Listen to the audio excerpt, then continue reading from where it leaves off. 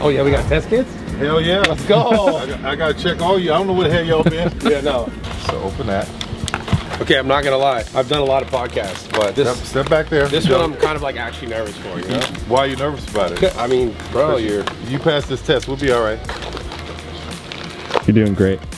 how often do you actually get to chill out? You don't have to build those in. I have to build brakes in. A lot of people don't do that, but I build my brakes in. So, I work really, really hard for a few months and then build it in. Right. People always like, what kind of content do you watch? I was never really a big content consumer. I just made it. Break all the rules, and that's what works. That's what I tell people. If you're creative, be creative. You don't have to follow. What do you feel? People may think it's shit, but there's an audience who may love what you do. Well, then in that case, like if you're going to school and you're doing some sort of like creative major and you're being art, then what's the purpose of that then? Well, there's some people who want and need and understand and want to have the logistics behind it. I was always opposite of that. I didn't want people telling me how a story should be written. I didn't want people telling me that this many pages should be here. I didn't want to learn that. I wanted to just tell it how I felt it. All right, I'm gonna take a chance on you, man. We're gonna come back and check that. Let's go. I honestly, I wanted to, first and foremost, I want to get into this podcast by saying thank you so much for showing up, because I know how valuable your time is. And yeah, I think right away getting into this, a lot of people who clicked are gonna be probably like, what the hell is going on? Like, why did this happen? And I kind of want to get into a little bit of the story of kind of like how this came to fruition today. And then obviously talk a lot more about you and in detail. I've known you for almost about 12 years now. yeah. And before I had anything that I have today, before anyone knew who I was, even the amount of people who do, like no one, I guess before you have stuff and before you create any sort of name for yourself at any scale, people don't typically believe in you. Yeah. You were a person that you came into my life at a time, and this was prior to social media, any kind of blow up, and I was a trainer. I had met you at a gym. I had trained you for a little bit. This was towards like the end of my career as a trainer. And I remember I asked you something really significant because you became a friend to me. Yeah. And yeah. I remember I asked you, why me? Why did I get this this gift in a sense of having like a friend and a person who's like absolutely carved a path in an industry where prior to carving that path, the path did not exist. And you've done so much for the culture, the community. Like you've made a way that, like I said, just didn't exist. And me knowing about your story and where you came from, when you allowed me in your life as a friend, and you kind of were, I mean, straight up, I'll tell you, and I know, and I've told you this before, but you were a mentor to me, a person that in my life growing up without a father, I was so grateful to have in my life, that was like someone who was accomplishing things at the highest level possible. And just before we get into more of these questions about you, you showed me kind of like what was possible for me. You showed me that, like, even just seeing your success through all of the hardships and from like literally nothing, because you've gone through it all in a sense. I mean, you've dealt with abuse, you've dealt with having nothing to creating everything, and not just for yourself, but for so many people. And like I said prior, creating like a lane that was never there for an entire community. I just want to say thank you for being such a good friend, and for changing so many people's lives, including mine. So before we get into this, I just first and foremost, I really want to say that, and I'm grateful to have you here, man. I think you've done amazing things. I'm glad to be here, Brad. Thank you. I tell you, the why me, I get that question a lot. Yeah. From a lot of people, from actors, actresses, from people who come into my life, work for me. Why me? And I always think, why not you? You know, why not you? Why not you having an opportunity to do something different? Why not you having tremendous success? I've got this girl that works for me right now. Her name is Crystal Hazelett, who was my stylist for years. She wanted to act. She never told me she was an actress. She never told me she had auditioned. And she thought, I hated her work because she had auditioned, but I never saw it. So I was doing a show called Sisters, and one day I said, she said, can I audition? I was like, sure, but if I give you this shot, you got to kill it. There's nothing you can do but kill it. And she killed it, man. And she got that why me thing, because so many great things are happening for her right now. Like, she's got another show on the air. She's making a ton of money. She's happier than she's ever been in her life. But I wish more of us would embrace the fact of it's when people, instead of the question of why me, then ask why not me. Yeah. But I know where you were at the time because I've been there myself, where you're just starting out, you're struggling, you're unsure of what your future looks like. And by the way, let me just say how proud I am of you, looking at everything that you've done. Because I was just telling your team that a lot of people have asked me to invest in gyms. You never asked me to invest in anything. Never asked me for a dime. Never asked me for anything. And you've been able to do this, manage it, grow it. Through all the growing pains of it all, you've managed to do it all on your own, figuring it out and learning as you've gone. Calling me a lot with a lot of conversations to walk through the business side of it. But I'm really, really proud of the steps you've made, how you've made them, and how you've managed to grow this into what it is. Yeah, that needs to be applauded. And I don't know if anybody tells you that, but it should be for sure. I appreciate it, and I want to say this, kind of talking back like to you, and before we get into more of this, is it's because I remember moments where I saw your success and I saw how you did it, and you created a lane, like I said, that didn't exist.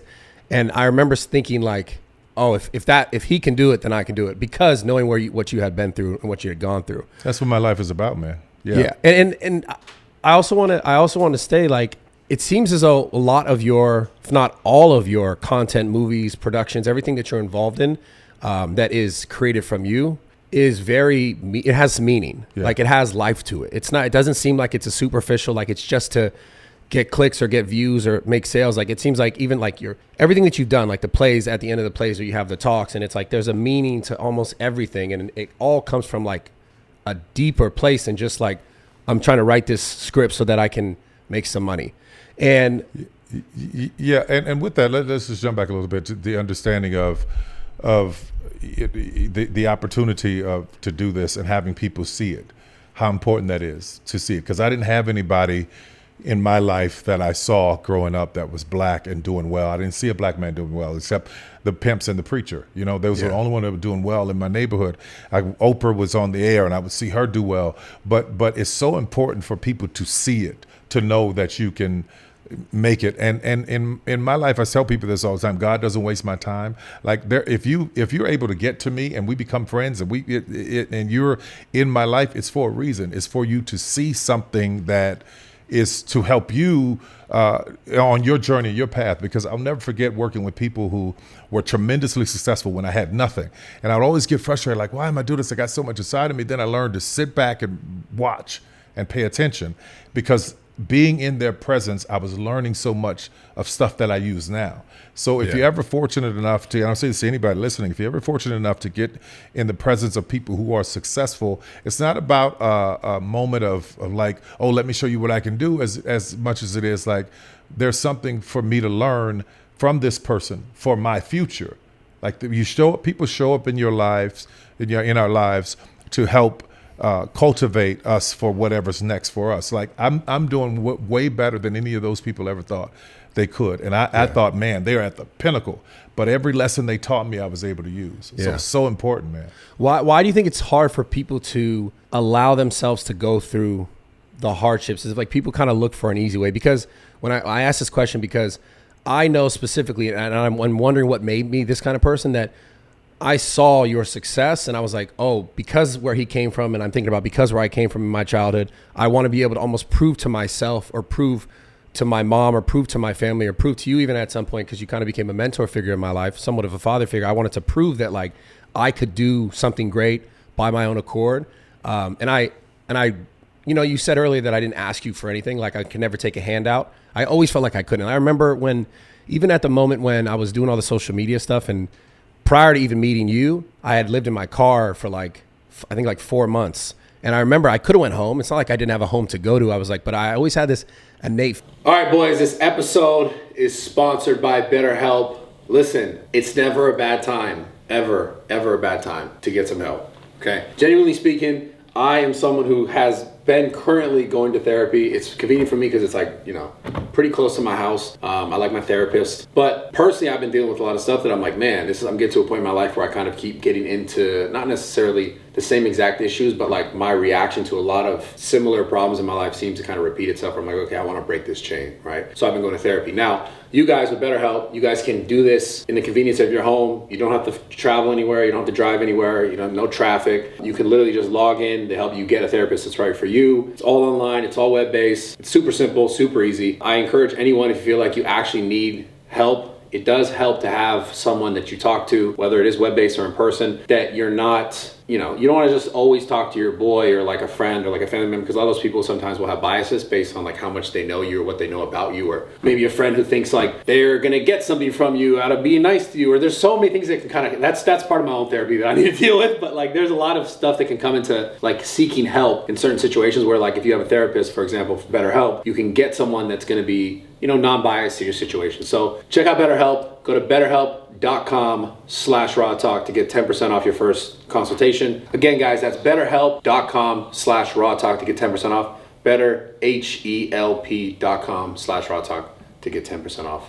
Let's get back to this podcast. Feeling that if I like quit or if I gave up, that I was just a failure. And I'm sure it ties back to like my childhood in probably greater detail. But why do you like, what do you think separates people who decide, like almost can create that it's all like not necessarily all or nothing, but I'm going to do this no matter what? Like, what do you think that makes that person different than the person who goes, maybe I'll take this route because it's easier, or maybe I'll forget that because like it's so hard now. And then they kind of like, they go the way that they don't necessarily want to go to try to, you know, circumvent what they actually want to do. And then they end up never kind of doing it. So what do you think defines a person or allows a person to go like, no, this is the thing I'm going to do? Because you clearly did this in your life as well, where you're like, this is what I'm going to do with my life, no matter, even if it existed or not, I'm going to create it. Yeah. Adversity. How much adversity, how much pain have you come through, have you dealt with? I think that is a key, not the only thing, but that is a key to driving people to major success and pushing through. But adversity to some people destroys them. Well, that's exactly what I mean. Here's what I want you to understand. There are people who have gone through things and turn to drugs. They turn to all kinds of things because they can't cope. They need something to soothe it or help them get through day to day. And I understand that because sometimes it's so traumatic and everybody deals with things differently. But there are others who have gone through things that were really bad, really tragic, and they are using the pain and all of that to never have to go through it again. When I was a kid, my father used to beat the shit out of my mother and me, and I would always tell her, when I grow up, I'm going to take care of you. So everything for me was about making money to take care of her. Like whenever it was about money, it was about taking care of her. I had made so much money, man. I knew that she and I could live the rest of our lives and never spend it. And it still wasn't enough because I was still that kid running from the fear of what that was. That drove me. Now, people who have adversity and they're not able to come through it or move through it, I often ask, well, what do you do with it? Like there are a lot, like my generation, and a lot of us grew up with faith in God and believing in prayer. For me, I don't know another way, man. And I feel sorry for people who, I'm not saying that everybody has to believe in God. Everybody believes in something different, but I feel sorry for people who don't have anywhere else to go but to something.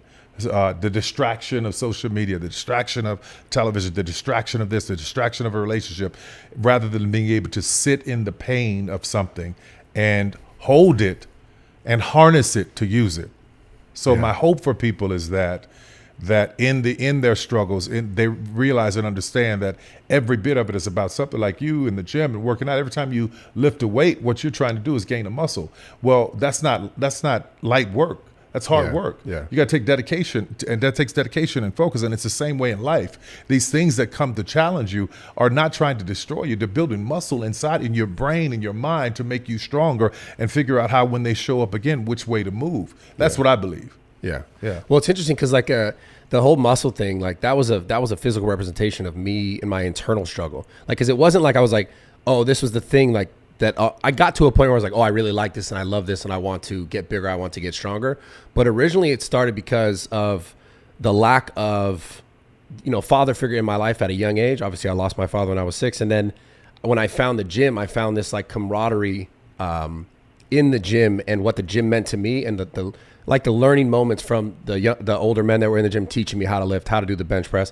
And then it became a thing where I was like, because I felt lost in not having that. And when I started to find that in different communities. Like, for example, when I played sports, I found that with coaches. When I had friends, and I found that in like parents of my friends. And I always found myself gravitating towards this stuff because I was trying to almost fill a void that, I wasn't able to fill otherwise. And the reason why I'm relating it to this is that I'm trying to define the difference between the people who go, something terrible happened to me and now my life's bad, and something terrible happened to me, and then starting to see, right? Because you said beyond the adversity, it's like, where do you put that energy? Like, where do I put it, right? So some people they never find the thing that is like genuinely for them, or they don't allow themselves to go towards it because maybe the doubt or the other people who are existing are saying that's a bad idea. I think it's deeper than that on many levels. I think it all starts at childhood. I think the wait for you and the being stronger started at childhood with your father. Yeah. I think that was a pivotal moment of being strong enough. I really do. I think if you really lay into that, and you've shared that publicly, so so in that moment, if you lay into that and what that child, if you could separate yourself from seeing the child that you were and what the child saw and wanting to be stronger to fix that, you carry that subconsciously your whole life.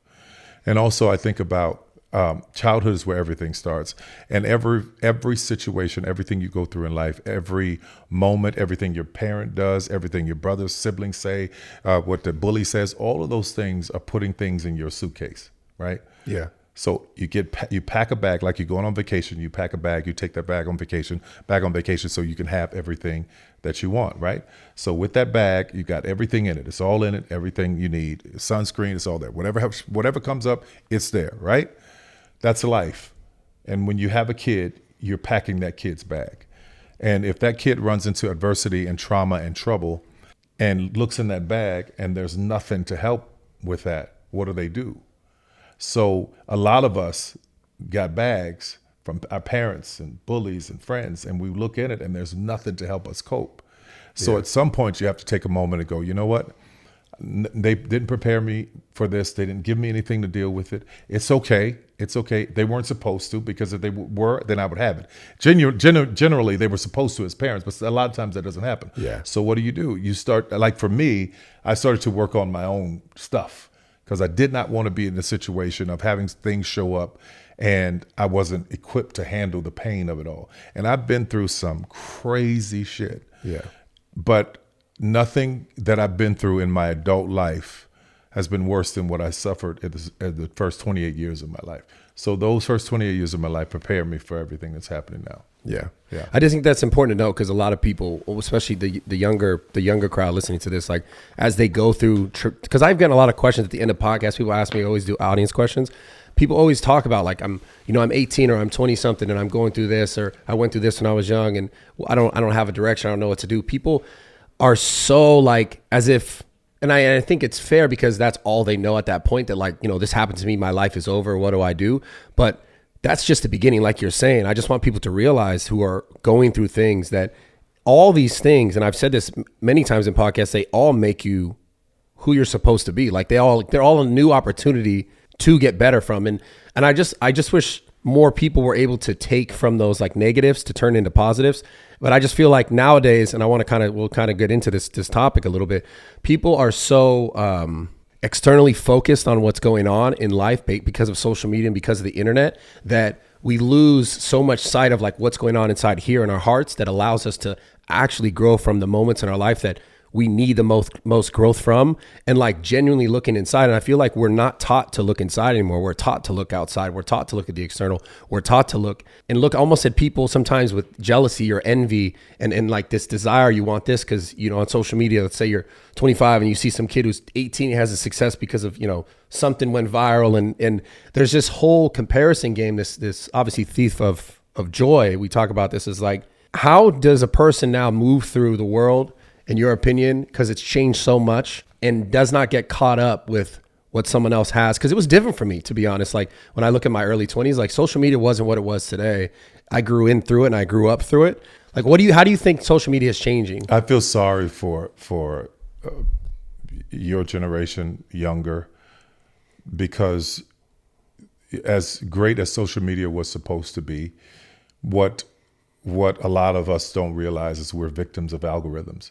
Yeah, it's a massive double-edged sword. Yes, which means that if you type in bunnies, 10,000 bunnies are going to show up. And it just kind of keeps going. And what that is designed to do is to hold your attention, to gather your information, to learn as much about you as they can, so that they can make billions and billions and billions of dollars. Yeah. At the risk and the expense of your mental health. I didn't grow up with this many people having mental health crisis, and there are a lot of mental health crises. There are people, I have people who work for me of all ages, but there's some of them come and they're so depressed and sad. And my whole thing is, can you turn this off? And a lot of them can't. Like, can you just not look at this for a week or a day or two? Yeah. Like for me, if I went on social media and spent a day looking at things, if I started focusing on the news every day and what's happening spiritually, for me, I get drained, I get exhausted, and I find myself sad because there's so much negativity, so much things that are coming your way to make you think what they want you to think. Yeah. And having a 7-year-old, man, I worry about him. Like he doesn't watch television. He has an iPad to watch shows, maybe 20, 30 minutes of his cartoons and stuff. But I want him to be clear about who he is as a person and as a man first, a boy into young man, before he gets inundated with these algorithms telling them who they are. So I worry, and as I watch all this mental health, and I worry about a lot of people much younger than me taking in all this stuff, because it's a double-edged sword. As great as it can be for many things, it is definitely something that can be extremely toxic. So if you can, and here's a challenge to you, if you can't turn it off for a day, then you're addicted to it. If you can't put it down, if you can't walk away from it, if you have to have your phone every 5 minutes at dinner and every meal, if you have to be if you cannot put it down, then it's got you. Yeah. I'm not saying throw it away, get rid of it. I'm just saying just put it down for a while and check in with yourself. Like for me, I have to be in silence to hear if I'm okay.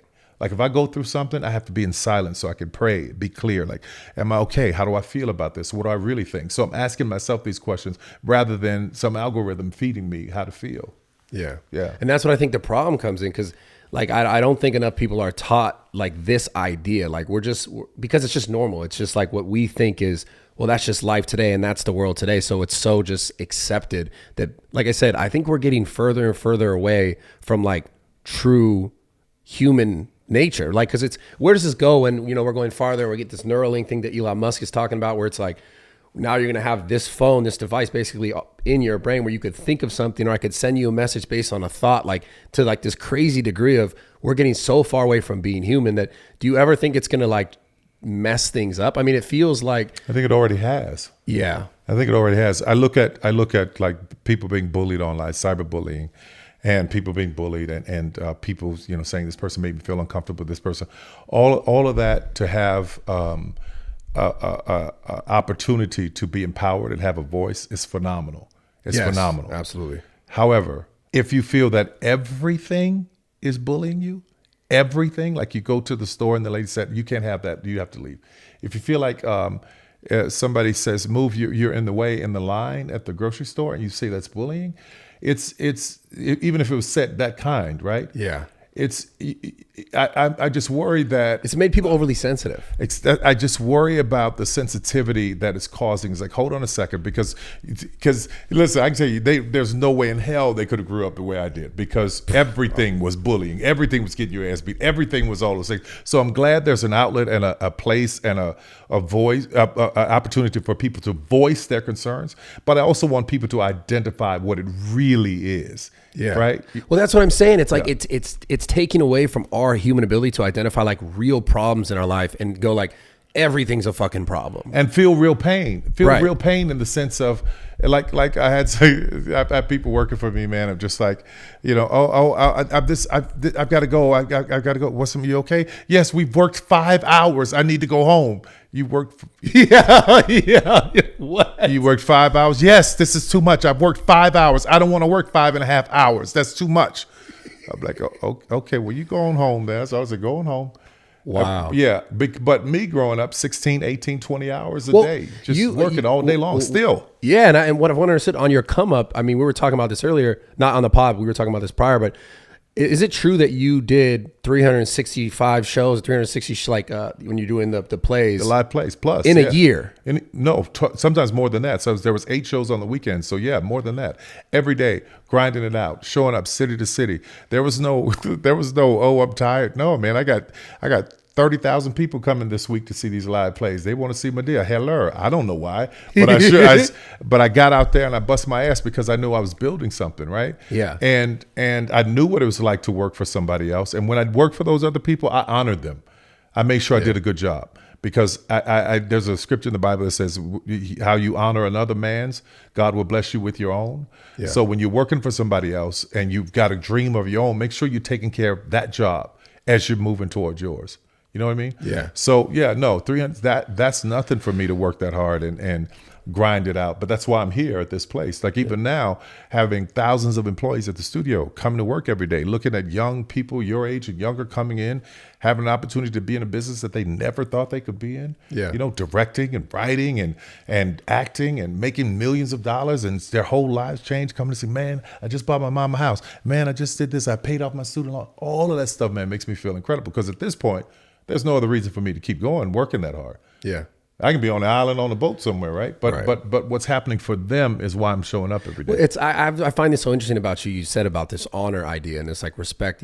Even your father, someone that you've obviously had the most tumultuous relationship with, you still bought him a house. You still did the things that he did for you, despite everything. Right. Why do you think it's so hard for people to, I don't know, to overcome, I guess, like negative points and still be able to look back and be like, still honor people with love despite where they've come, like what they've been through with them. You know what I'm saying? Like I've had so many moments where, and I've talked to you about this, where I feel completely taken advantage of by business partners and I'm dealing with all picking up pieces and all this stuff. And it's hard for me sometimes, genuinely speaking, to like, I just have a little bit harder time to process those things, but I know that I need to, and I know that it's what's going to help me get to the next level.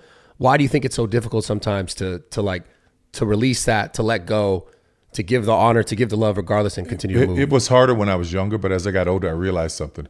I started looking back on what would have happened if that didn't happen. If you can find the patterns in your life from the chaos, if you can find what if, I talked about this thing with IRS, being audited, right? And them having to give you $9 million back. Yeah, but you just took my story. You didn't let me tell the audience. You just took the whole hook of the story. I'm a storyteller here. Let me get to it. Gotcha. But no. What I was saying about it is just having. I was so annoyed during that audit. I was so annoyed. I was just like, these people, why they harass me? And I was just angry and frustrated. And I just said, I hear that voice say, just surrender.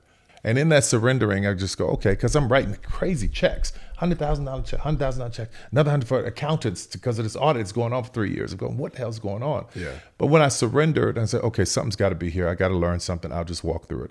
Surrender to it. Find out in this audit, I don't owe them any money. They owe me $9 million, right? So what it taught me was, okay, everything that seems horrible may not be so when you get to the other side of it, and there's a lesson in it. And also, I got rid of the people who made me overpay $9 million and didn't know it. So I brought in another team who was able to really point out things to me. So sometimes your lessons don't come as simple little, hey, here you go, pat on the back, you're going to be okay. Sometimes they're bigger, harder lessons. And when they are, if you can find, hear me when I say this, if you can find the reason and why you went through it, it's easier. It's not easy. It's easier to forgive those people and move on and let go.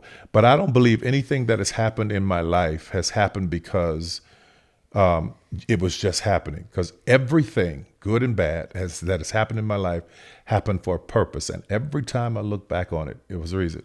Case in point, I had an opportunity to do a TV show with CBS. They wanted to do the Tyler Perry Show or 2.5 Men. Yeah. And I got into the meetings and it was just, I hated every minute of it. I didn't like the notes. I just didn't want to do it. And I was like, God, if I just get out of this, I'll never look back. My agent calls me up. He said, Tyler, we hate to tell you this, but Chuck Lorre has decided to go with 2.5 Men. I know you're really upset. I was like, yeah, I'm really upset. I was happy as hell, man. I was thankful. But had that not happened and I signed that deal, I would not have went to Atlanta, started House of Pain, which probably has about 400 or 500 episodes right now. Yeah. All of my shows have hundreds of episodes because the audience is so endearing. And I wouldn't own everything that I own had I went that way. So everything you go through, if you can clearly find a reason, and you may, and somebody's going right now, Tyler, oh fuck that bullshit. What you say? What you saying? No, this ain't no. This is horrible what I'm going through. But I promise you, 99% of the time, if you look back on it, you go, if that wouldn't have happened, I wouldn't have been in this great place. Yeah, and I wouldn't have learned this, and I would have learned that. Right. And if you listen, I'll say this to you. If you keep finding yourself in the same situations with different people, you're not learning the lesson. Yeah. And then it's going to get harder and harder and uglier and uglier and uglier. And I learned that early on and go, you know what, God, I ain't got to go through this 2 or 3 times. This the lesson here. I got it. I'm never doing this again. And I promise you, there's not been one time in my life where I went through something and that I learned the lesson and did the right thing that I had to go through that lesson again. It's like school. Once you learn that lesson, I promise you, you never go through it again. But you got to write it down, make sure it's clear that you understand what you were supposed to learn. Yeah. Yeah. Damn. And that's funny because this also reminds me, we had a conversation about you opening all the studios in Atlanta. And I wanted to talk to you a little bit about not just the lessons, but the vision. People told you when you were opening these studios, I think it was like, I don't know, your financial team or your people that are in your Not circle. to do it, yeah. We're telling you not to do this. Yeah. And obviously now, from what I understand, I think, didn't the Black Panther film stuff there, Walking Dead film stuff there, like the people have used, like mainstream Hollywood has come to use a lot of your stuff in Atlanta because of, I don't know if it's a costing thing or a convenience thing or I don't know the exact reasons. I mean, you can give more detail. Tax credits in Georgia. Georgia has healthy tax credits. So anytime you film there, you get 30% back. So everybody wants to film in Georgia, but there was no facilities that were state of the art where they could film. Yeah. Well, I have a state of the art facility in Atlanta, 5 minutes from downtown, 5 minutes from the airport, and it's phenomenal. So yes, exactly. And so now I want to talk about the vision of all this, and that included, like, you did things, and how did you know, like, for certain? And I don't know, I guess you didn't know, maybe you didn't know for certain, but like when people would doubt you or you would doubt yourself, how would you make these massive decisions? That's obviously one that's, more in the future. You've obviously made a lot of decisions leading up to that. But for example, I called you, I remember when I was talking about opening my gym first, I was so worried about the success of it or what it could have been because I existed solely on the internet prior to opening that gym, Zoo Culture. Yeah. And I called you and I remember when I'm talking to you for like an hour and I'm stressing, I'm like worried, like I'm spending all this money, like $500,000-$600,000, and if it's gone and I'm going to lose it. And this is all like pretty much all the money I've not made to this point, but I'm investing so much of myself into this thing. And if it flops also too on the internet, people are going to be like, yo, you fucking suck. And I remember so stressful and so worried. And I remember you said something significant to me. You were like, if you made it this far doing everything you've been doing, then like, why would this just also fail? And I wanted to understand from you, and maybe you can tell your audience, like, your vision. How do you know, how do you like, does it come from your heart where you go, this is it? Like, when you feel it, like, how are you determining these things? Hold that part of the question, but let me answer this part of it. It goes back to the lessons I've learned. Like my first building I bought, I said, okay, this is going to be my studio. The building was like $1.5 million. I was just like, Jesus, a lot of money, but I'm going to buy it. I bought it. I was like, okay, I'm going to shoot all my movies out of here. The crew showed up to do Diary of a Mad Black Woman. They walk in the door. They're, Tyler, what is this? I mean, we can't shoot a movie. We got to rent a building. This place is too small. I'm like, what do you mean it's too small? Yeah. There are going to be hundreds of people here. We can't shoot here. I was like, oh, okay. So then the next building, I was like, I got that feeling like, okay, I'm going to buy this building. I'm going to pay for it. I made a little more money. It was like $3 million. I'm going to pay for it. I want it cash. I was, because I had this thing of building for right now, rather than learning to build for where you're going rather than where you are, because your vision is going to be where you're going. So I get in this building. It was a nightmare, man. I hired this contractor. I end up on the news because this dude did not pull one permit. The city down there, everybody's down there just wondering what the hell's going on. So, and the neighbors were complaining, but I was determined to stay there. Then I had a lawyer of mine say, Tyler, go take a look at this place. I drove. It was on a bad side of town. Went and drove. It's like, I'm not buying this place. It was a former Delta reservation center or something. And I go there, and one night I'm sitting there in front of the gates, and because I just wanted everything paid for. Yeah. I'm sitting in front of the gates. I say a prayer. If I'm supposed to do this, God, make it clear. I get out, and there are Bible scriptures taped to the gates. One of them is my favorite Bible scripture. So I said, okay, I'm supposed to do this. See, I look for confirmation to do it. I did it. And I thought, okay, great. This is it. I'm not going to ever leave this place. Fantastic. We're going to do all of my shows here. Within a year and a half, people were on top of each other. There were desks in the hallways. We didn't have enough space. I was just like, what is going on? And I didn't want to leave it because, I think it was probably, I was spending maybe $7 million a year to maintain it. Yeah. Which was great, right? So I thought, okay, this is good. I'll just stay here. And by this time, every time I did not do what I felt led to do, things started to fall apart. So I learned that if I'm feeling led to move and an opportunity comes and I don't make that move, I can expect things to get rough until I make the move. Yeah. So once I learned that, I was like, okay, when this next opportunity, Fort McPherson, 330 acres, it comes up, I go, okay, I'm going to take it. And because I had a little 1 acre studio, like 7,000 square feet, then like a 200,000 square feet, then a 400,000 square feet, I built up to understanding what that meant. Because can you imagine me going from paying a $10,000 light bill a month at one studio to having a $180,000 light bill a month at another? I couldn't wrap my brain around that. Yeah. But understanding that each step was progress. But you didn't just go from A to Z, right? No. Right? Many steps in between. And the Bible says don't despise small beginnings, which simply means that if you starting out really, really small, I don't care who's laughing at you, who's talking about you, don't despise it. Because that is where the nucleus of it all is, man. Yeah, so don't despise it. Embrace that, because had I not had any of those steps, I promise you, I wouldn't be in the place that I'm in. Even with the jobs I had as a used car salesman, as a bill collector. Yeah, people are like, that you did those jobs? I was, yeah. And when I'm negotiating a contract, I remember all of that stuff. See what I mean? So all the things that you have in life, all the tools that you're getting, they're not wasted. They'll find a way in your life when you get to your purpose of your dream. Yeah. Yeah. It's just so crazy nowadays. Like we're so caught up in what other people have that I think it's hard for us to listen and to find that voice inside of what's really good for us, because there's so much external. I just think it's such a different place nowadays.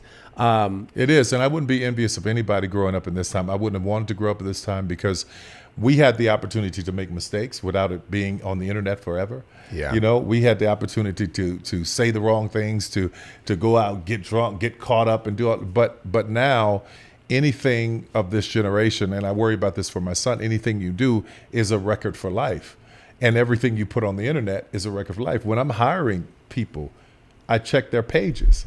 Damn. I do. Wow. I'll never forget Whitney Houston, friend of mine. One guy I really wanted to hire him. Go to his page. He's got "Rest in Peace, Whitney" written in cocaine on his page. Written in like a picture? Written in cocaine, a picture on his page. A picture of the cocaine on his page. The drug, like written, the words are written. Cocaine written, "Rest in Peace, Whitney." Lined up in the white. And he didn't get the job because I went to his page. Because what people don't understand is that everything you are putting out is telling people everything about you. You're right. Yeah. Yeah. So some people say that's not fair. I was like, well, if you don't, you never know who's who. So don't post things you don't want people to really, judge well, this you on. Brings me to another question then, because this is such a relevant thing. I got to ask you about it.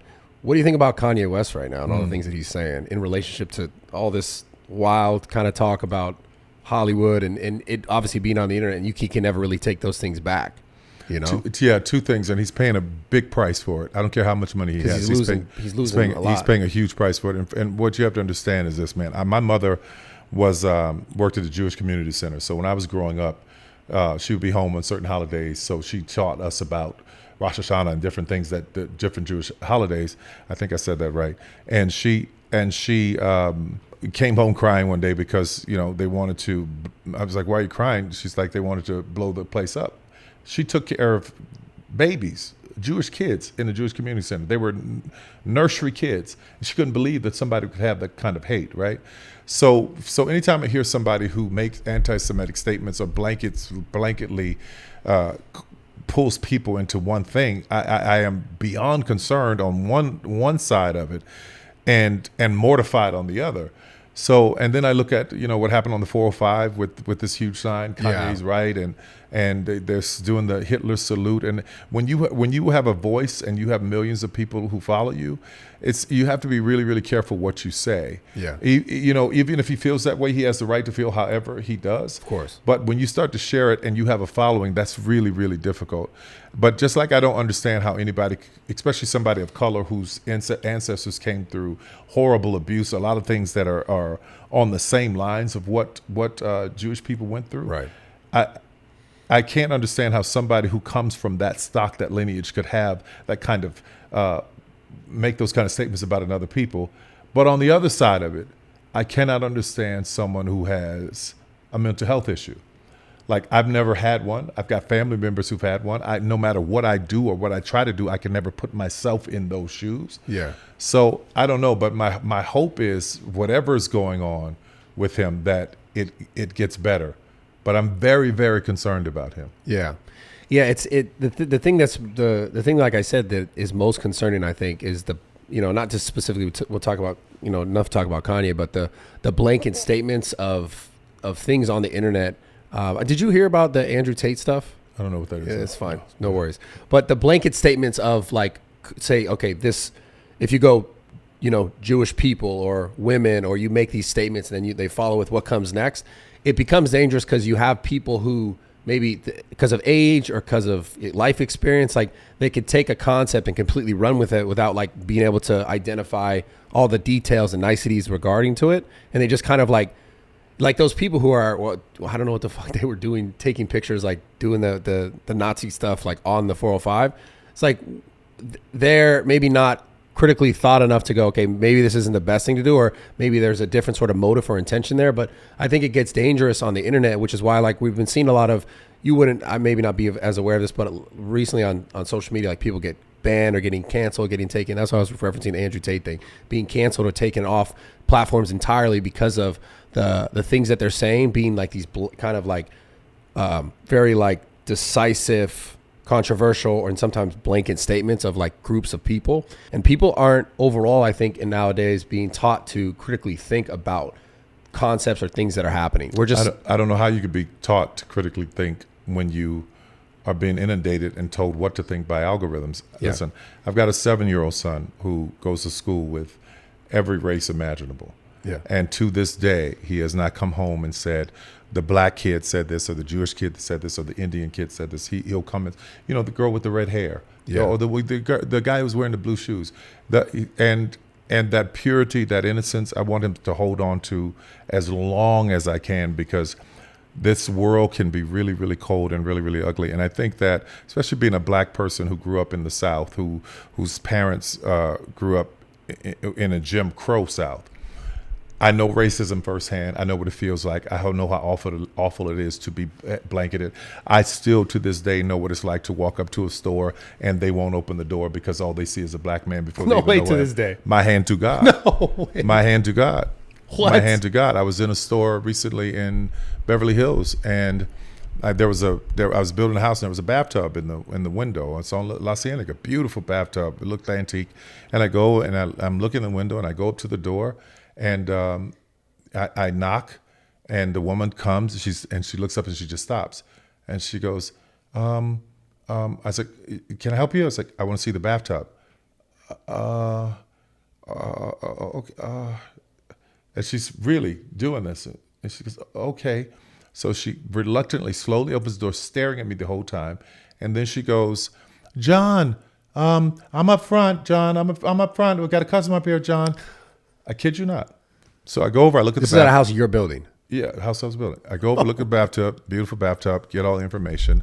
And, I think because what I was saying to her, or the questions I was asked, she realized I knew what I was talking about. Yeah. And I was talking about price, and she gave me the price or whatever, and said, "Okay, how long will it take to get?" Well, I don't know. I'll have to ask John when he gets back. I said, "Okay, well, he's in the back, right?" "Oh, no, he's not here. I was just saying that because I'm here by myself, and we've been having people just walk past and show up, and we've been really concerned." So, yeah. Wow. Got on the elevator at the Peninsula Hotel. Got going up, elevator stops. Me and the security guard, big black guy, little white woman, door opens, she looks up. "No, y'all go ahead." Door closes, we going up the stairs. So it happens all the time. Yeah. Yeah. So how do you think people can get out of that? get out of that mentality? Is it a learned thing? Is it just it's totally a learned thing, because as I was just talking about my son, but also it's just, listen, some of it is valid, right? Because when I see certain groups of people, I think, okay, if I'm in Georgia, if I see a certain group of people that look a certain way, I'm thinking, I'm not necessarily going to be on this side of the street. Yeah. You know what I mean? With their trucks and their rebel flags, I kind of have an opinion. So I understand. Now, some people may say that's racist, because if you look at some of the guys that work for me around the house, man, they are those guys and some of the best guys in the world. They're complete. They'll tell you they're country rednecks, right? Yeah. And we're out there sitting and listening to Tim McGraw having a great time. So I understand how people can judge, but I wish we would all get to a place where we could just say, hey, just at least give the person the benefit of the doubt. Yeah. I still walk down the street and people will cross the street, especially with the mask on, man. It's, Yeah. But that's why I think, I mean, obviously it doesn't just come down to critically thinking. It comes down to how you're taught and how you're raised and like what you're able. But that's why I keep getting back to this idea of thinking, right? Because people make a lot of these assumptions based off of just what they're learned, what they're taught, what someone else says, and not always like their real experience, right? Because for someone to make that assumption, you go into the elevator and she's like, oh, I'm going to avoid this. Like, or maybe she did have an actual personal experience where something like that happened and she realized, okay, maybe I need to avoid this. But at the same time, I just wonder if there's a way for people to ever get past this, because it seems like it's almost become like this division of race, specifically in America, has become more and more of a problem. Like when it seems it should have become less and less of a problem. Listen, as far as we've come, and you've got to give credit to how far we've come, because there was a time I couldn't sit here with you right now having this conversation. Yeah, right? That's fair. And even though you brought me in through the back door. Well, that's because there's other people when they're not the COVID test. I got your back. Okay, all right. Yeah. I'm just joking. But just the understanding of how far we've come is important to acknowledge it, but how far we have to go is also as important to acknowledge it. My new movie, Jazzman's Blues, I was getting notes from different black people saying, why do we have to keep revisiting this time? Why do we have to talk about this when it was so dark in our history? But damn, you took my question. Fucker. Did I really? Yeah, it's all good. Look, you guys, my next question. Well, how much time we got? No, we just keep going. No. I got it hard out. What time is it now? How long we been here? An hour, 51 minutes. We've been here 51 minutes already? Okay, great. What time is it? It is 12:16. Okay. All right. Yeah. I'll go to jazz band. But just having them say, why do we have to keep going back to these dark times? But it's so important that we remember it. Yeah. Because if we forget it, then if you forget your history, you're destined to repeat it. That's often been said. Yeah. Yeah. So how important do you think, obviously in this relationship of your history and knowing where you've come from is ingrained in your ability and like your vision in your future of like what you can create? Because you wrote this story, the Jazzman's Blues, you wrote this story 27 years ago, but you said today, now it's relevant. Like how are you, like obviously where you came from, what you've gone through, and obviously the culture in general, but how do you go, okay, now today is the time to do this? How do you write something that long ago and know that now it's applicable? Now it's relevant. Well, looking at what's happening in our country, man, there's so many people banning books, but they don't want certain books read. They don't want their kids to know about the history of slavery. I got a friend right now, his kids in school, and they went to parent-teacher meeting, and the teacher says, your daughter's really, really smart, but we can only give her one award. He's like, why? He's like, she deserves all of them. Why can't you give them all of them? Because we're only giving each kid one award. We don't want any of the other kids to feel bad. Things like that, right? No winners, no losers. It's like. What do you think of that though? For real? I think it's awful. Yeah, I think it's awful. I think what are we doing? What is this homogenization of our children? You're teaching them just to not be great. You're teaching them to just be mediocre. Just be right. Oh, you did good enough. Yeah. No, man, I want my son, I want him to be pushed as hard as I was, right? Because I want him to see his fullest potential. And he's that kind of kid naturally. He has that, I think it's in the DNA. So it has to be. Yeah, but my whole point to all of that is that I hope that the banning of books and everything that's happening in America, I thought, here's a time to tell this story because people are trying to rewrite Black history. And even though this is a fictional story, it is surrounded by the facts of what has happened to many of us in the past. Yeah. Yeah. Back to the idea on top of this of vision, right? How have you, because I want to talk a little bit about religion, your relationship with God. Yeah. Because I've talked to you about this on a Yeah. personal level. Like I've had a pretty interesting relationship with like my belief and my acceptance or my like, just, I don't know, general connection with God. But how would you relate like your vision, your long-term picture? And obviously I just find it so interesting when I'm talking to you now and you know, how you did everything in honor and respect for like your family and your mother, and now how you've evolved into this massive multi-billion dollar industry, man, who's like, you've created jobs for so many people and changed so many lives. Like, obviously you didn't know when you started that was going to be your outcome, right? Right.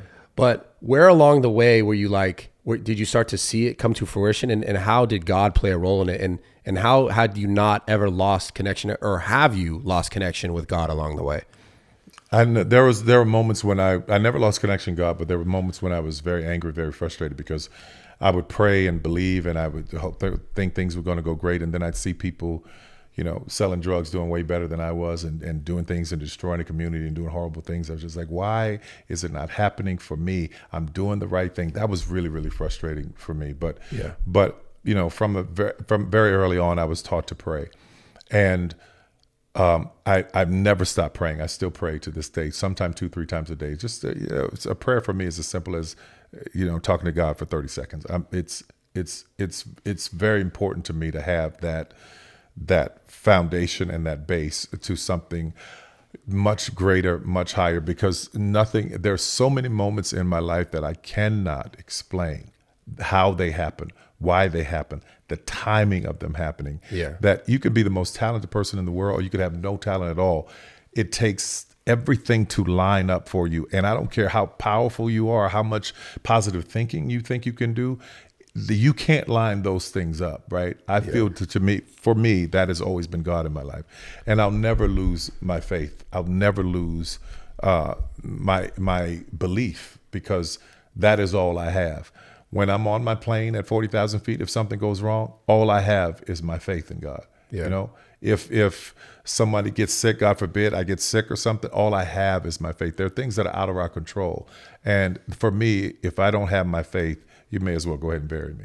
You know, it's funny you said that, being on the plane. Remember you were telling me that story about that one mishap where you like almost had an issue? Which one? Like you were on a plane and I don't know if a pilot, like you something with like the air or some shit, you could have had an issue. Yeah. That's, I mean, so that's besides the point, but I kind of, I don't know. I've had such a hard time personally, like connecting. And I think, cause I grew up in it, you know, in specifically a Catholic community. And I kind of like started to reject a lot of the things. Like, I don't know, for some reason, when they were coming, they'd be like, give money. I was like, what's the point of all this? Cause I had this like weird connection with like, why, if the things that really matter is like of the heart and like being good to people, then like, why is this a thing that's also involved? And I had so many questions, but I guess the thing that I'm interested in talking to you about in relationship to it is you have this sense of certainty in it.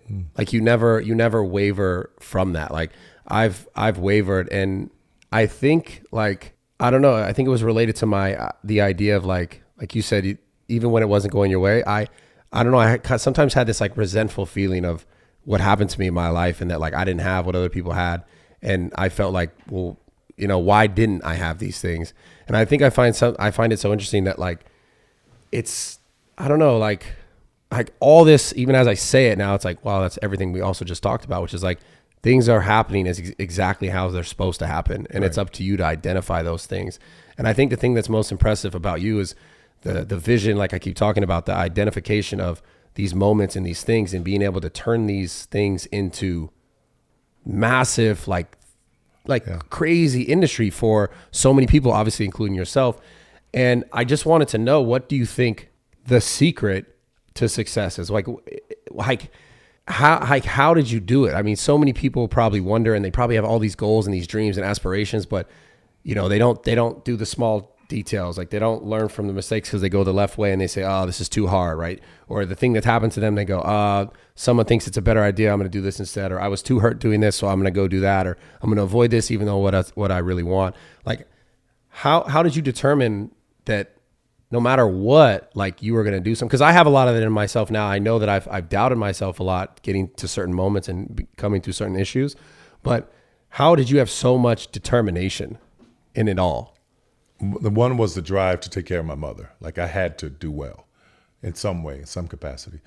But more than anything, the understanding of what is happening in my life right now for the first 28 years of my life. I would be damned if I was going to die and let that 28 years determine who I was. That amount of hell and that amount of pain was a buy-in for something. Yeah.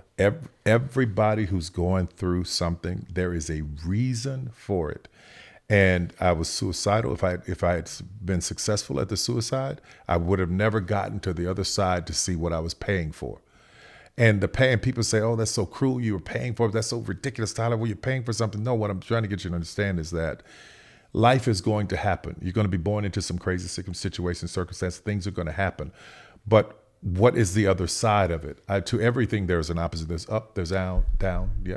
No, this is what starts to lead me closer to God. Yeah. Is this thing that you just said? Yeah.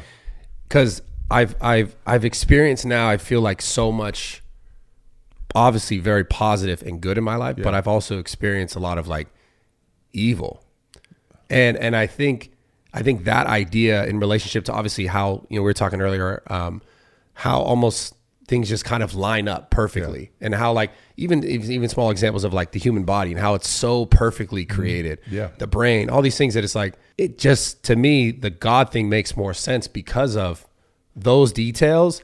And then the idea of now, like I've experienced like really evil people and situations. And like, so I'm like, if I'm thinking evil, I'm thinking devil. And then I'm thinking like, okay, it's good. I'm thinking God. Right. So I'm like, I kind of, as I've gotten older, I've also gotten closer to God because of the things that I'm perceived as like very negative and very hard. So that's how I don't know if it's a good or a bad thing, but that's the thing that continues to get me closer. Where I'm like, well, this is so bad that it's like, where does that come from? And I don't know. I don't know if it's a good thing. So everything there's an opposite. It's up, down, in, out, left, right, east, west. There's an opposite to everything, right? Yeah. So to all of the bad and the pain and the negativity that you're going through, there is an opposite. It's just law. There is an opposite. So if you can make your way to the opposite, I promise you that place is so sweet, so great, so much better than what you ever could imagine. When I think of my life now, I think of it as two different people. The kid that endured that and what a debt I owe him for all the things he went through, from the abuse to the rape to the constant bombarding to the bullying to the the skin being beaten off his back. The things I owe that kid as a man sitting there, he couldn't do anything about it. He had to sit in it and suffer. Me as a grown man, how dare I disrespect his pain by complaining, by being, oh, well, I should have did this, I should have. No. The debt was paid for by a child. So now here I am as a man benefiting from that. So I'm going to enjoy this. I'm going to help as many people as I can, and I'm going to make that kid proud. That's my purpose and my focus.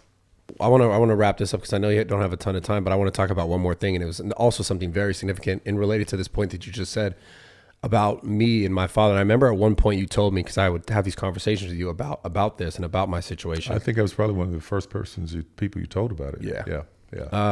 Fuck, I don't want to cry. But why would you even hold it? However it feels, you should let it out. Don't do that, man. Let it out how it comes.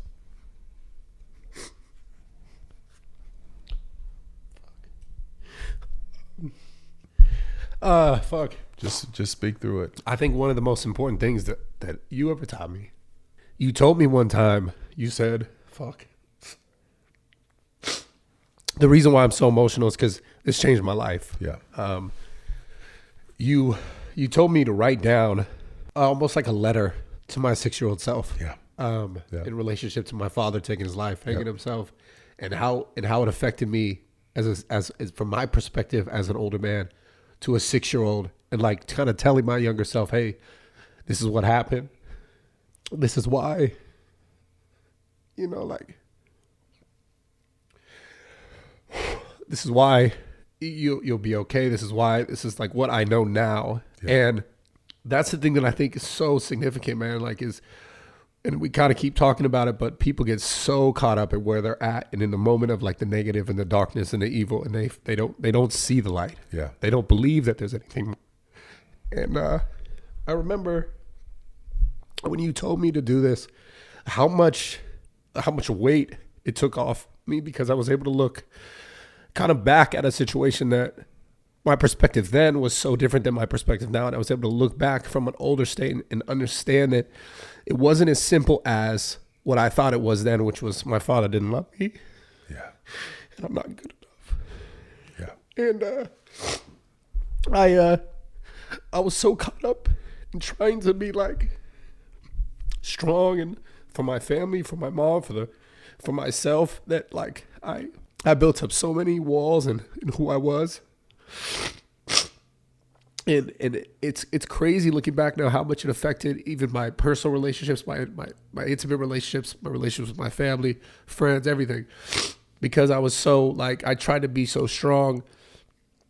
And I looking back now, it's like I didn't have to be, because like it didn't make sense for me to determine my life based on, a decision, an outward, like I keep talking about this, an external decision that my father made based on everything that happened in his life and who he was at that moment, at that point. Like as a 6-year-old, I could never understand that because I was 6. I'm just understanding life. Everything prior to that moment is like, oh, I hurt my knee, the scab's up, I'm healed. Or I spilt this, oh, it's cleaned up, it's fixed. And then being confronted with the idea of death and knowing that like, oh, like that, what does that mean? What is death? What's the point of this? My father's never coming back. What does that even mean? Like that doesn't make sense. I'll see him tomorrow, waking up and he's not there, waking up and he's not there.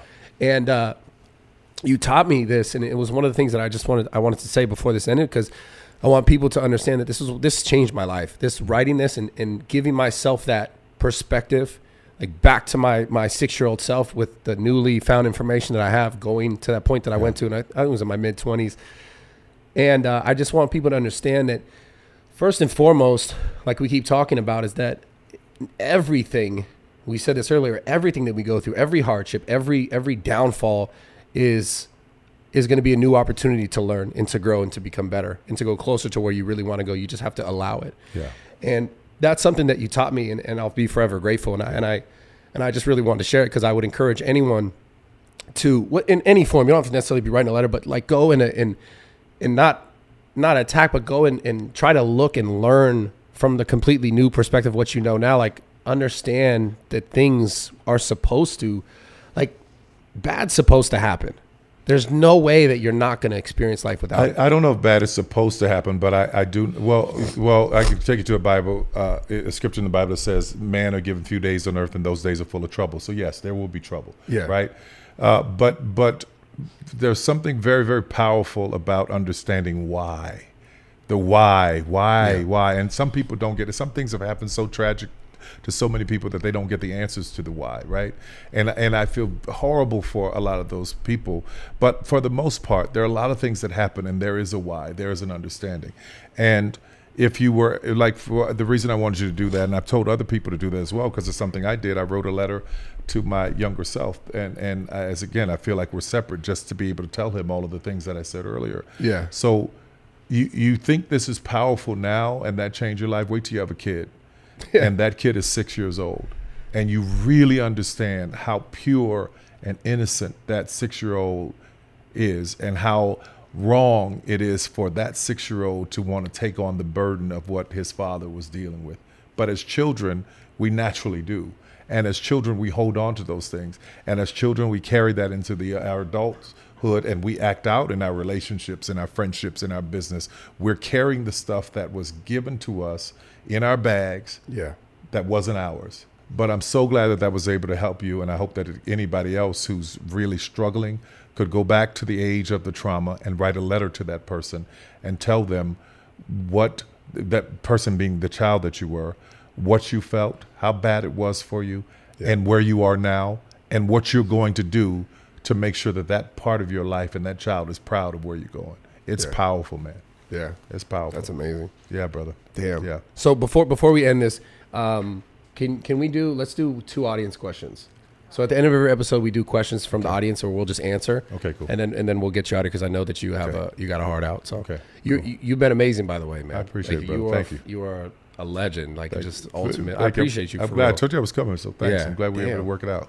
So do you have any of those questions ready? Yes, I do. Okay, so shoot. You guys can submit your questions at askrawtalk@gmail.com or send a DM to RAWTALK on Instagram. Yes. So the first question is, long story short, my father has a lot of problems with anger, alcohol, and drugs. He did some really bad stuff last winter, and I didn't talk to my family for 4 months because he still lives with them. I forgave him, and he ended up down the same path and did the same stuff 2 months ago. I don't know what to do. I miss my family, but I don't want anything to do with him right now. Just need some advice on the whole situation. Appreciate giving me the time, giving me advice. Who's in that? What's the name? I don't know if they want to put it, but it's DeAndre LeBlanc. Okay. What I'll say is to that is I haven't spoken to my father in probably 13 years now. Wow. When my mother died, she asked me to take care of him, and I said I would. So he gets a check every month, his house, all the other stuff. But being around him was toxic to me. Yeah. I would be in the house that I built for my mother, and I have a chair up at the door, and I'm 40 years old, because if he got drunk and came into the room and started yelling and screaming, or if he said something to my mother that I didn't like, I'm not that kid, and I didn't know what my reaction would be. Yeah. So somebody would have ended up dead, and I often thought our story would end up being Marvin Gaye's story, being Marvin Gaye's father killed him. Oh, yeah. I often thought that. So when my mother died, she was the glue that kept us together. And as much as I may want to see some of my family members, wanted to see her, he was always around. So I had to make a choice about my own self, my own mental health, my own soul. Am I going to continue to be around a person who makes me feel awful, or am I going to make sure that I'm happy? Yeah. And it's not selfish. It's not wrong. You have to understand that if you are a boat that's trying to rescue people and you keep putting holes in it, you're going to drown. If you put a lot of people on that boat and all those people are putting holes in the boat, they're going to drown. Even faster. Even faster. Yeah. You're going to drown. Sometimes you have to go out on your own boat. And sometimes families where you make it with friends and people around you and build that in. But I wouldn't encourage anybody to be around anybody who mistreats them and makes them feel horrible. I'm sorry. And everybody who's abusive or drunk or doing all kinds of things, sure, that is a path that took them there. But at some point, they have to take some responsibility for their own shit. Yeah. Yeah. Yeah. I think it's knowing about how to create the proper distance and what that distance looks like, which you can learn over time. And at the same time, understanding that everyone and everything that like is happening to you in relationship to like, especially family, because it's hard sometimes to let go of that because you're like, well, that's my kin, or that's my dad, that's my mom. But sometimes you have to create that separation. You have to like understand that it's not your problem, because I grew up thinking like, oh, all this is my problem. And then I realized later on that like, wait, I didn't have to take this responsibility. Like it wasn't mine to take. It made me the person I am today, and I'm grateful for it. But I also realized like I could have,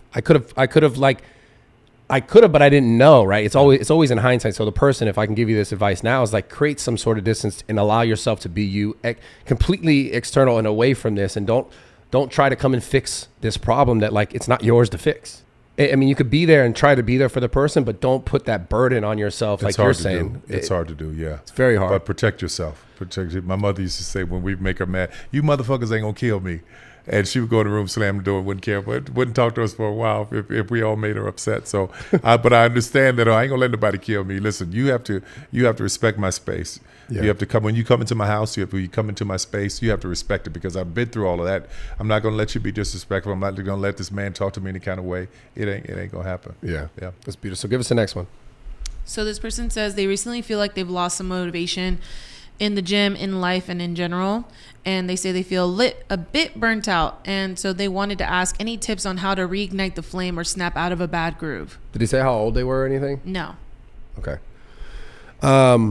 Well, I'll start that one off. I think it's normal and it's completely okay to not have moments of inspiration and not have moments of motivation all the time. And in fact, I don't think it's normal to have moments of like all your life is just like, I'm constantly motivated. I constantly want to do this. Because there's been tons of times where I've had to dig deep in myself and go, okay, why is this really important? And this is going to come back to the thing we were talking about earlier. You do have to strongly define your why. You have to figure out why you're doing the things you're doing. Because if you don't understand that, then when you get to something that's difficult, I mean, listen, I've had people come up to me for so many years and go, oh man, I want to be a fitness influencer, or I want to do the things that you've done. And I'll say, why? And they go, oh, because it looks cool, or I want to help people. And I say, why? And they go, oh, because like I want good for people. And I'll say, and I'll keep asking them, well, why do you want, like, not just this external idea that you see of me or someone that you see as like this figure and this motivational person, but like, why does it matter to you to exist in that space and to be that for those people, right? So if someone says, well, this is why, you have to get to like some sort of defining moment almost, because like I'm thinking in my life, I go, why is this important to me? Why was this important to me? Why did I build all this up? Because I was trying to protect a kid, right? I was trying to protect myself. And then I realized I'm looking for father figures my entire life, like I was talking about earlier, and I'm looking for places where I felt like appreciated or connected. So my why is very defined by my actual, these moments in my life where I wanted to essentially find these father figures and then became the father figure that I always wanted. And that's why it's so important to me to do all the things that I've done. And along the way, I closer and closer to find that for myself. And the more I define that, the better I got at being that and getting further in all my goals. So I just want to say to the people, like, you're not supposed to have this endless amount of inspiration all the time, but if you're able to connect deeply with why you're doing the thing, and you can continue to, like, because it changes and it shifts over time, if you're able to continue to look into that and not just, like, so ironic, we're talking about all the external stuff, and not just like the money or the things you want from it, or like the popularity, what you think you're going to get from it, that if you're able to go back to, okay, why does this actually matter to me right now? You're going to get so much farther. You're going to get there in so much more of an efficient manner that's going to allow you to actually, get all these benefits, or to be super motivated, to be like endlessly like excited to do something because it means something to you, because it's purposeful. Yeah. And I think people, they don't think the purpose. They just think, oh, I want a great body. But it's like, okay, why? Like I remember when I was selling personal training back in the day, people would cry to me because I learned this really early on, about asking trying to understand someone's reason, and which is probably why I enjoy this type of conversation so much, in this type of medium in the space, but is trying to understand why someone's doing something. Because people would say, oh, I want to lose 50 pounds. I'm like, well, why do you want to lose 50 pounds? Oh, because I want to look better. Why do you want to look better? Oh, because I want to be healthier. Or why do you want to be healthier? And then it goes back to like why they wanted to look better, not so much healthier, is because they felt like their partner wasn't happy with them, and then they had this personal like internal like battle with themselves, but they didn't feel good enough. And it came down to that. The idea is like, I want to feel good enough. The why will always take you to the real reason. Yeah. As many whys as you ask, it'll get you to the truth. And eventually when something strikes that nerve, you've hit the truth. But what I would say to that person is simply, what are you feeding yourself? What are you feeding yourself if you're losing motivation? What are you feeding? And I'm not talking food. I'm talking, what are you watching? What are you reading? What are you taking in? Because I'm telling you, watching a bunch of negative things will make me not want to get out of the bed. Yeah. So I have to filter that out of my soul, my spirit, my mind, so that I can feed myself the positivity and the strength. Like if there's something online that's, it's a podcast, such as this one, something that's moving you or motivating you, that's where I would tell people to find their focus. If you start to lose motivation, what are you feeding your soul? If you're feeding weight and heaviness, then you're going to lose motivation. But if you're feeding yourself joy, what you want to see, what you want to look like, I'll tell you this, and I got to leave here, and I got to pee, for sure, and I got to pee. The having the when I first started out struggling, getting exposed to seeing other things, meeting other people. I was broke, man. I would go test drive nice cars just because, wow. Oh, fuck, I could talk about this. I could do that. Wow, Damn. I could do that. On open houses, I would show up at open houses walking through going, wow, this is happening. I'm living in a house when I open the cabinets, the rats run up my arm in the morning. So, and at night, and roaches, biggest horses all flying around. So I would go to all of these places just to inspire myself to see other people going, wow, they did that?